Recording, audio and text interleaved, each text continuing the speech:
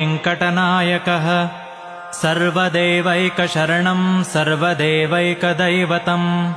समस्तदेवकवचं सर्वदेवशिखामणिः इतीदं कीर्तितं यस्य विष्णोरमिततेजसः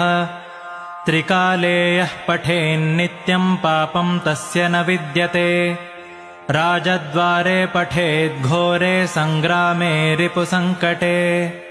भूतसर्पपिशाचादिभयं नास्ति कदाचन अपुत्रो लभते पुत्रान् निर्धनो धनवान् भवेत् रोगार्तो मुच्यते रोगात् बद्धो मुच्येत बन्धनात्